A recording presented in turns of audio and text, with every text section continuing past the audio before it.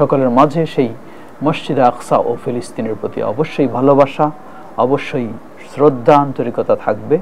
আল্লাহ আমাদের সেই মসজিদ আকসা ও ফিলিস্তিনকে সব কিছু থেকে মুক্ত করে দিন। এটি আল্লাহর কাছে আমাদের কামনা, চাওয়া, দোয়া এবং সকলের চেষ্টা সেটি হওয়া উচিত। আল্লাহ আমাদের তৌফিক দান করুন। মসজিদে আকসা এর আরো অনেকগুলি দিক রয়েছে। নবী সাল্লাল্লাহু আলাইহি ওয়াসাল্লাম মক্কায় থাকা অবস্থায়, যেটি আব্দুল্লাহ ইবনে আব্বাস রাদিয়াল্লাহু আনহু বলেন, বাইতুল্লাহ এবং মসজিদে আকসা দুটোকেই সামনে রেখে সালাত আদায় করতেন।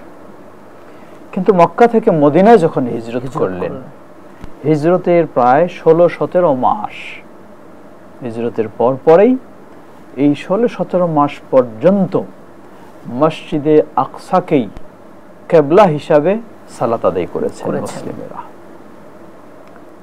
অতঃপর মসজিদ বাইতুল্লাহিল হারামের দিকে কিবলাকে পরিবর্তন করে দেওয়া হয়েছে। সুতরাং মসজিদে আকসা ইসলামে তার বহু দিক থেকে মর্যাদার দিক রয়েছে।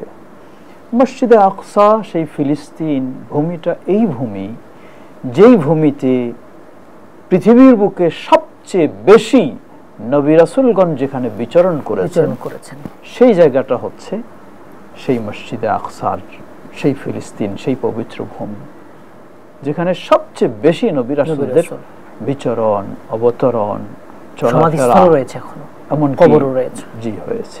সেটি হলো সেই ফিলিস্তিন এবং মসজিদ আকসার চতুর্দিকের এরিয়া। এই জন্য আল্লাহ এটাকে বরকতময় করে দিয়েছেন। সুতরাং সকলের প্রতি, সকলের মাঝে সেই মসজিদ আকসা ও ফিলিস্তিনের প্রতি অবশ্যই ভালোবাসা, অবশ্যই শ্রদ্ধা, আন্তরিকতা থাকবে। আল্লাহ আমাদের সেই মসজিদ আকসা ও ফিলিস্তিনকে সব কিছু থেকে মুক্ত করে দিন। এটি আল্লাহর কাছে আমাদের কামনা, চাওয়া, দোয়া এবং সকলের চেষ্টা সেটি হওয়া উচিত। আল্লাহ আমাদের তৌফিক দান করুন। আমিন। মুহতারাম, জাযাকুমুল্লাহ খাইর। আপনি আমাদের মূল্যবান সময় দিয়েছেন, তথ্যবহুল আলোচনা করেছেন, অনেক ধন্যবাদ আপনাকে। জাযাকুল্লাহ খাইর। দর্শক, আজ আমরা কথা বলছিলাম দি ইসলামিক পডকাস্ট অনুষ্ঠানে মসজিদ আকসা এবং ফিলিস্তিন নিয়ে। মুহতারাম সুন্দর আলোচনা করেছেন।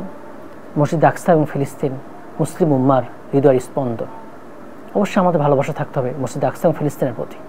কোরআন এবং হাদিসে বহু জায়গায় স্থান পেয়েছে আলোচনার মসজিদ আকসা এবং ফিলিস্তিন নিয়ে। মুহতারাম যেমনটা আলোচনা করছিলেন। তাই আসুন আমরা আল্লাহ তাআলার কাছে দোয়া করবো, আল্লাহ তাআলা যেন এই মসজিদ আকসাকে মুক্ত করে দেন, ফিলিস্তিনকে স্বাধীন করে দেন। দখলদার ইহুদি যারা এখানে দখল করে আছে তাদের সরিয়ে দেন। ইহুদি এবং দোসর সহ সবাইকে আল্লাহ তাআলা ধ্বংস করে দেন। আমিন। আসসালামু আলাইকুম ওয়া রাহমাতুল্লাহি ওয়া বারাকাতুহু।